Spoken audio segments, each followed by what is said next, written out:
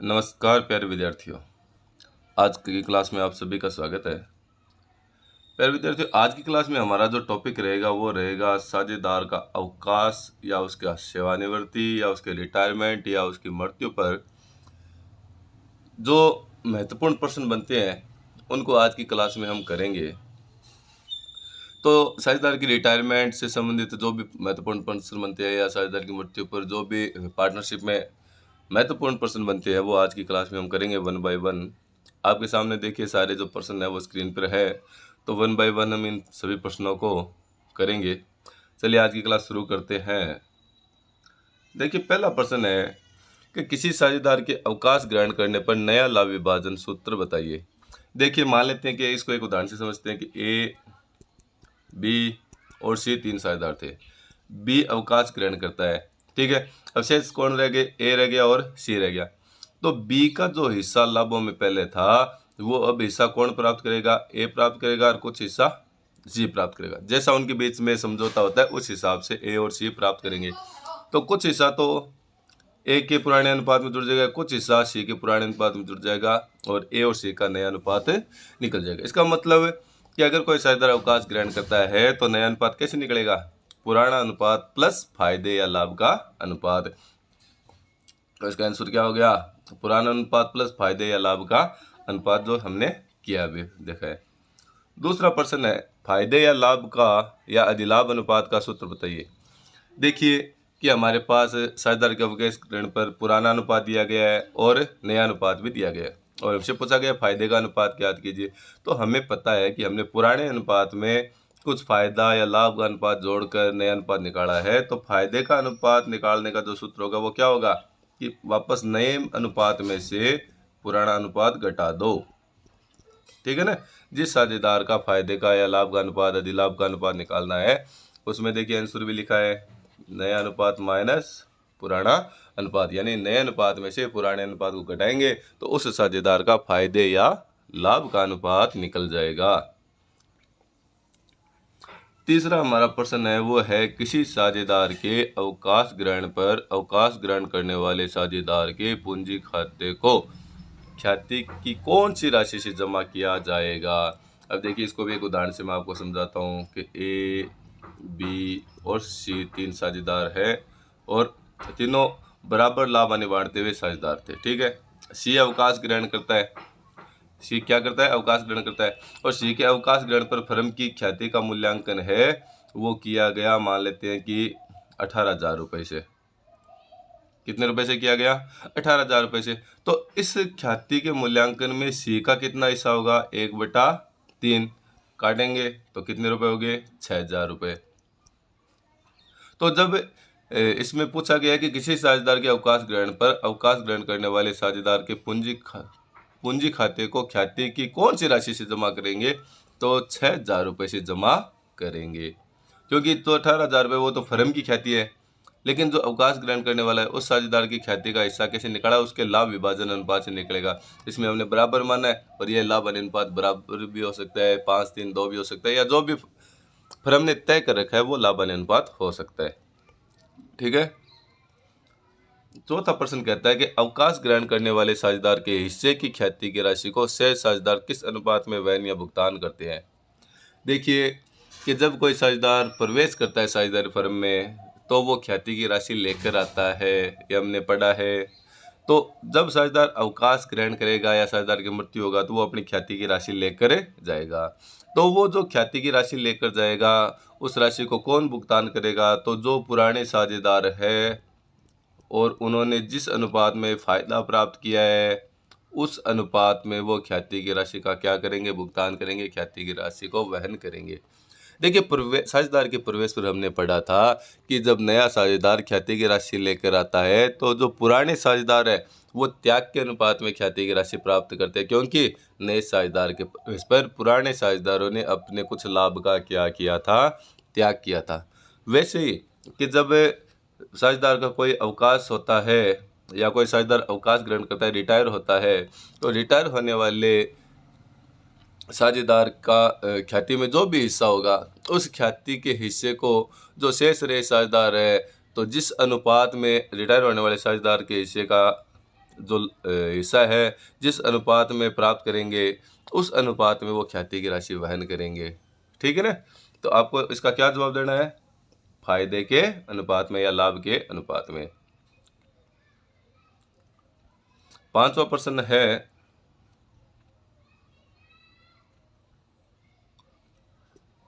अवकाश ग्रहण करने वाले साझेदार के हिस्से की ख्याति की राशि को शेष साझेदार के वहन करने पर क्या प्रविष्टि होगी? देखिए, अभी हमने ऊपर बात की कि अवकाश ग्रहण करने वाले साझेदार के हिस्से की ख्याति को शेष रहे साझेदार अपने लाभ या फायदे के अनुपात में वहन करेंगे। तो इसके लिए जो साझेदार जिस अनुपात में फ़ायदा प्राप्त करें हैं बराबर कर सकते हैं, या जो भी पसंद में स्थिति या साझेदारी अनुबंध में जो भी स्थिति दी गई है उसके हिसाब से हम फायदा का राशि निकालेंगे। और इसके लिए प्रविष्टि क्या बनेगी?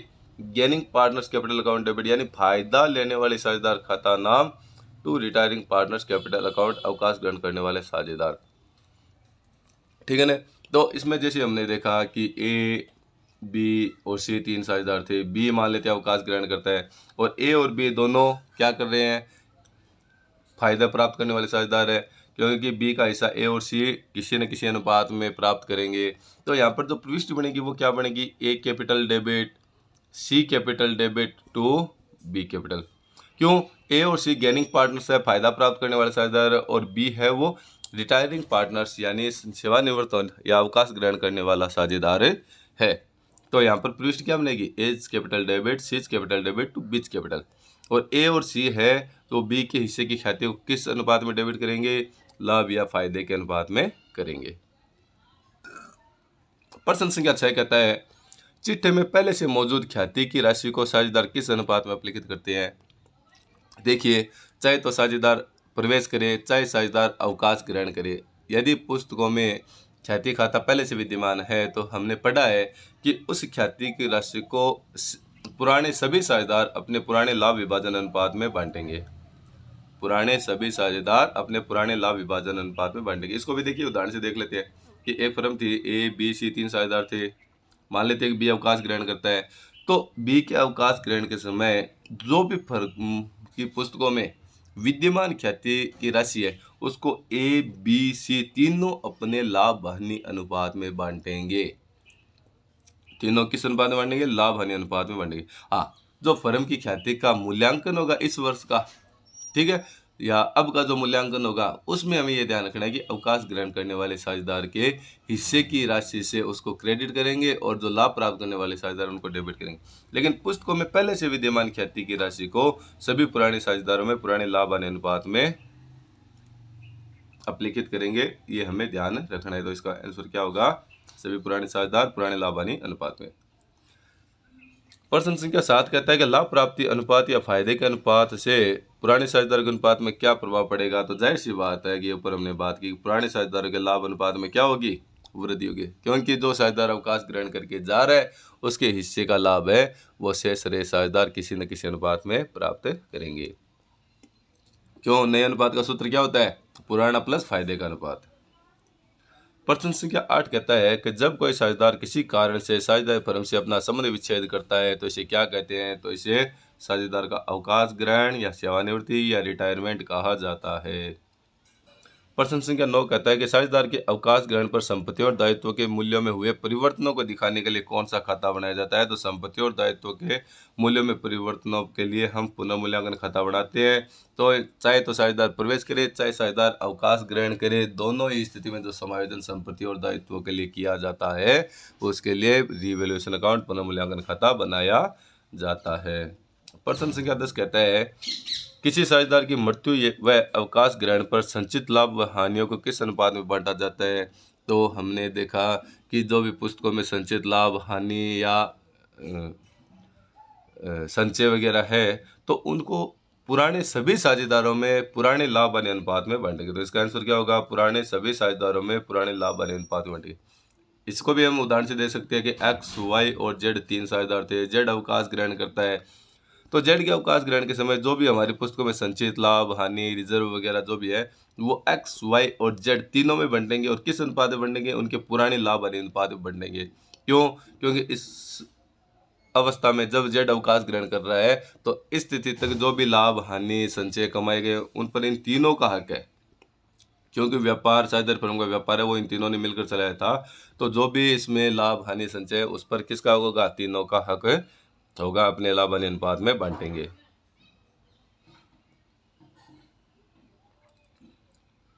प्रश्न संख्या 11 क्या कहता है? प्रश्न संख्या 11 कहता है कि जब अवकाश ग्रहण करने वाले साझेदार को देय राशि का भुगतान एक साथ नकद कर दिया जाता है तो उस विधि का नाम बताइए।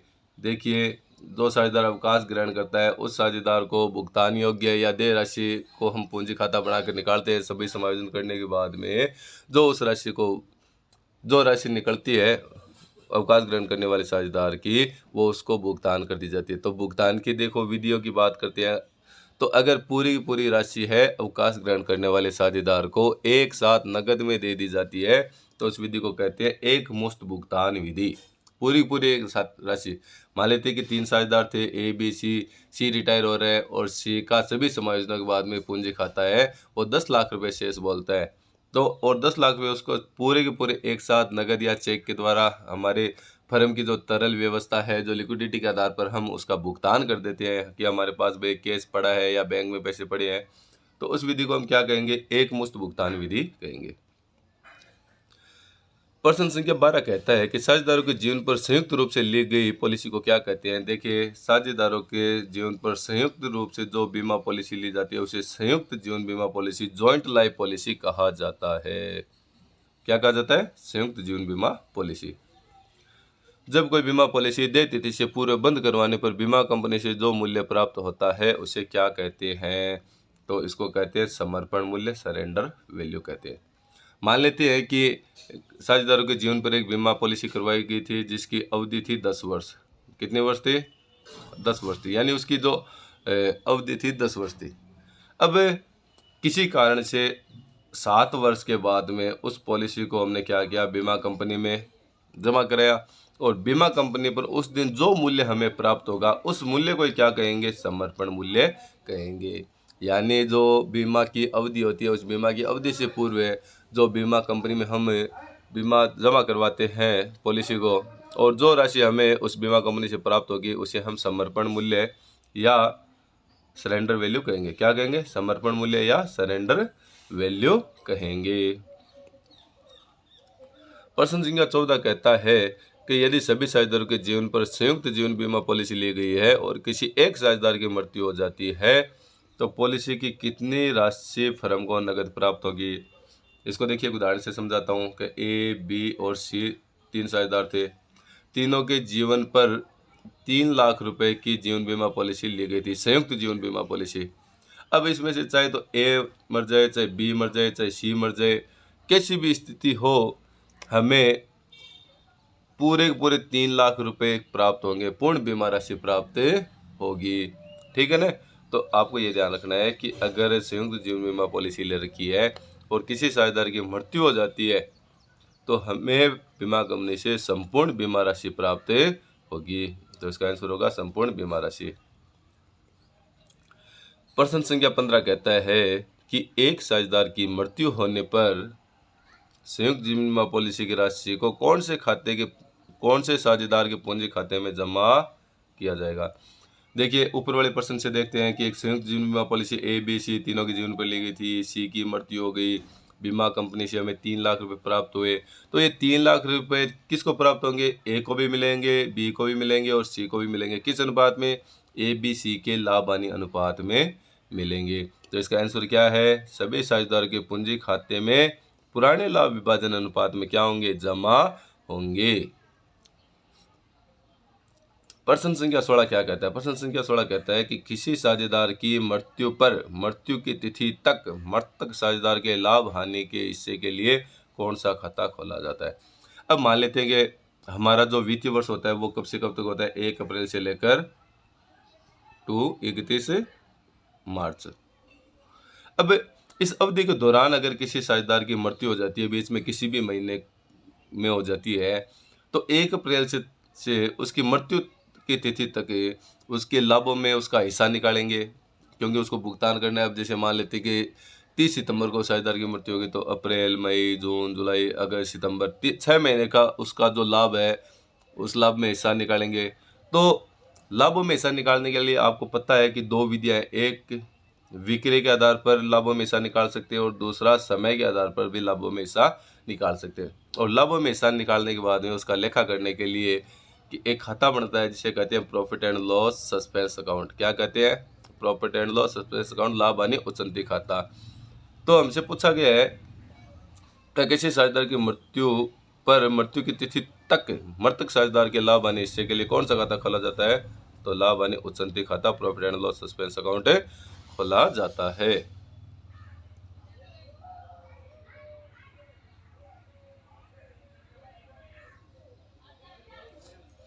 प्रश्न संख्या 17 कहता है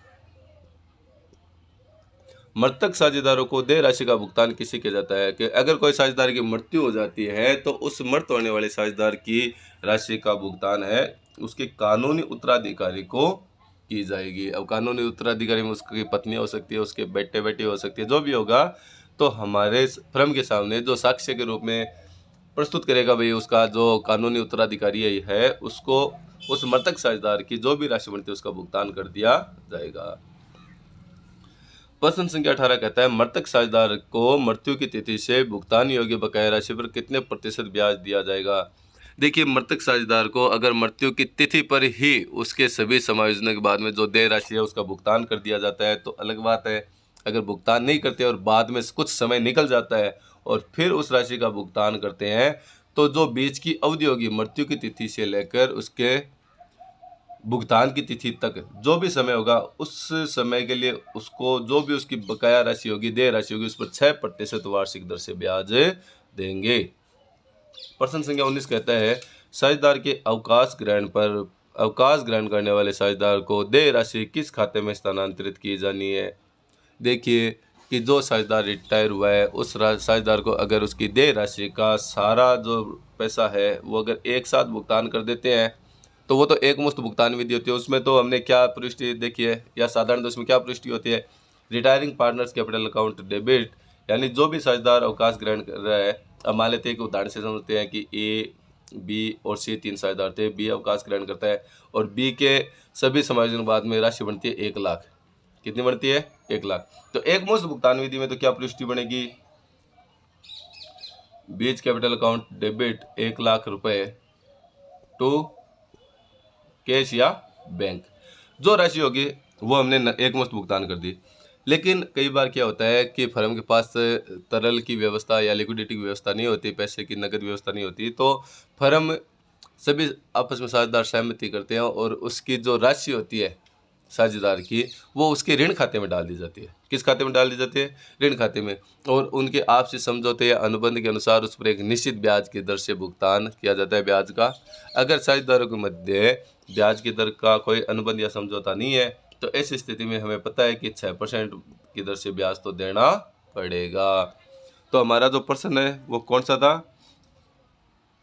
19वां प्रश्न था कि साझेदार के अवकाश ग्रहण पर अवकाश ग्रहण करने वाले साझेदार को देय राशि किस खाते में डालेंगे? तो अवकाश ग्रहण करने वाले साझेदार के ऋण खाते में डालेंगे। तो इसमें क्या प्रविष्टि होगी?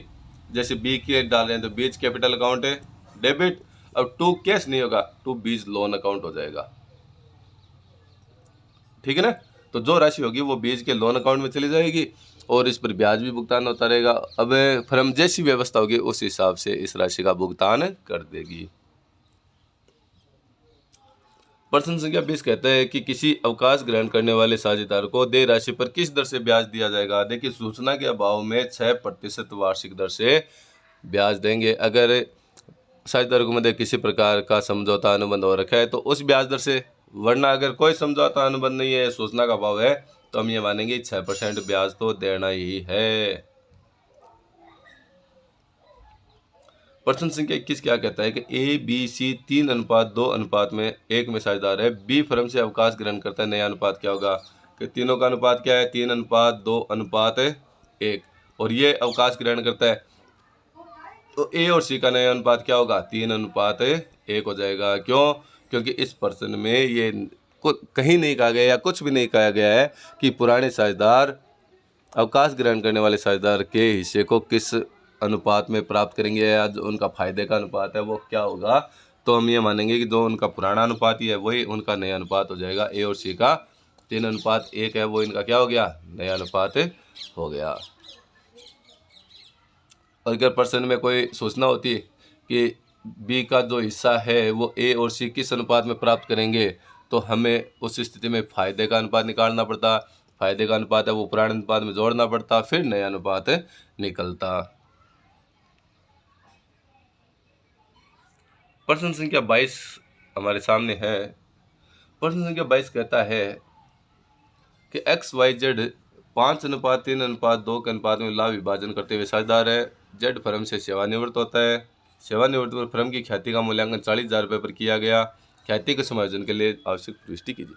हमने अभी ऊपर जो सवाल किए थे उसमें देखा था कि साझेदार के अवकाश ग्रहण पर जो ख्याति के लेखांकन के लिए हम प्रविष्टि करते हैं वो होती है gaining partners capital account debit to retiring partners capital account, यानी जो लाभ प्राप्त करने वाले साझेदार है या जो शेष रहे साझेदार है जिन साझेदारों ने लाभ प्राप्त किया है उनको नाम करेंगे, और जो अवकाश ग्रहण करने वाला साझेदार है उसको क्या करेंगे, जमा करेंगे।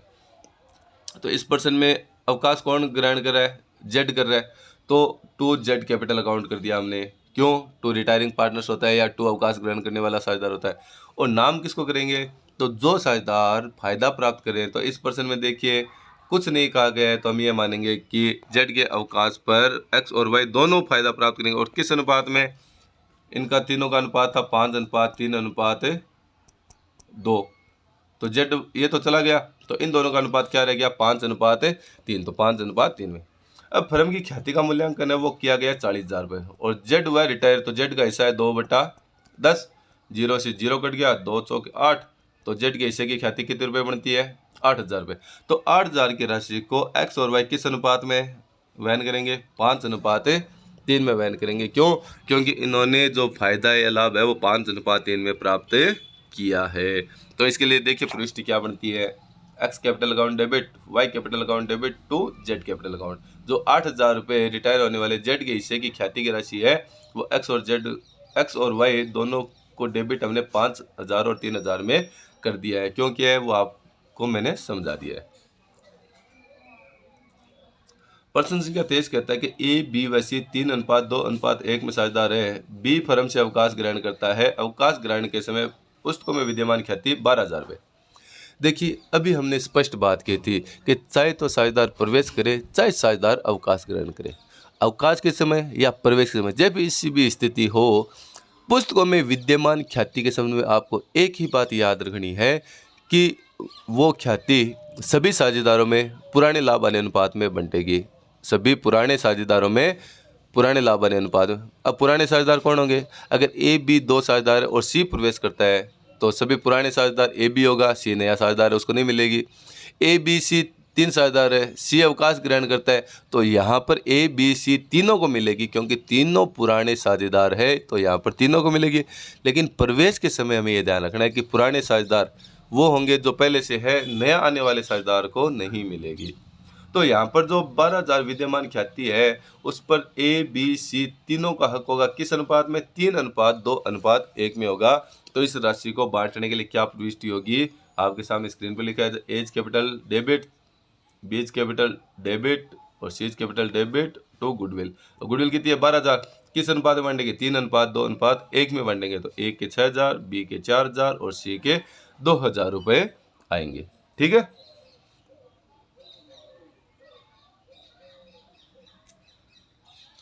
प्रश्न संख्या 24 कहता है ए बी सी 5:3:2 में साझेदार है। बी फर्म से अवकाश ग्रहण करता है। बी के सभी समायोजनों के पश्चात देय राशि 1,20,000 रुपये होती है। उक्त राशि बी के ऋण खाते में स्थानांतरण पर क्या प्रविष्टि होगी।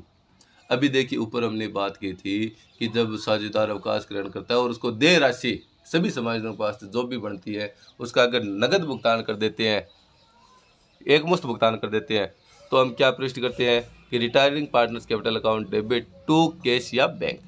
लेकिन यहाँ पर नगद भुगतान नहीं करनी है, बी अवकाश ग्रहण करता है, बी के किस में डालनी है, ऋण खाते में डालनी है। तो एंट्री क्या होगी, B's capital account debit to B's loan account. क्यों, राशि ऋण खाते में डाल दिया। अगर यही एक मुश्त भुगतान होता तो टू बीज लोन अकाउंट की जगह क्या आ जाता, टू कैश या बैंक आ जाता। लेकिन इस प्रश्न में कहा है कि उक्त राशि को बी के ऋण खाते में डालनी है, तो बीज कैपिटल अकाउंट डेबिट होगा और टू बीज लोन अकाउंट होगा। रुपए जो दिए गए हैं वो 1,20,000 रुपये। ठीक है। प्रश्न संख्या 25 कहता है एक्स वाई व जेड 5, 3, 2 में साझेदार है। वाई की मृत्यु हो जाती है।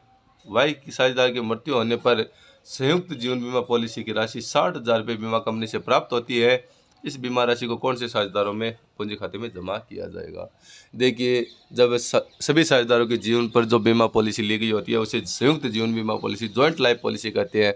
और जॉइंट लाइफ पॉलिसी में जो भी राशि बीमा कंपनी से प्राप्त होती है वो सभी पुराने साझेदारों में पुराने लाभ आने अनुपात में क्या करेंगे? जमा करेंगे। तो इसके लिए क्या प्रविष्टि की है? Joint life policy account debit 60,000 to X capital to Y capital to Z capital. और इनका लाभ विभाजन अनुपात क्या है? 5:3:2 है। तो एक्स का 30,000, वाई का 18,000 और जेड का 12,000 हमने बांट दिया। और ये प्रविष्टि कब होगी? जब संयुक्त जीवन बीमा पॉलिसी की राशि प्राप्त होगी और जो साझेदार है उनके खाते में जमा की जाएगी, तो ये प्रविष्टि की जाएगी। तो प्यारे विद्यार्थियों, आज की क्लास में हमने साझेदार के अवकाश या सेवानिवृत्ति की स्थिति में जो भी महत्वपूर्ण प्रश्न होते हैं उन सभी को 1 बाय 1 करने का प्रयास किया है। तो आप इसको देखें और किसी प्रकार की अगर समस्या है तो आप कमेंट करके बताएं। बाकी नेक्स्ट क्लास में हम आगे के जो और प्रश्न हैं उनको करेंगे। आज के लिए इतना ही। Thank you. गणेश को धन्यवाद।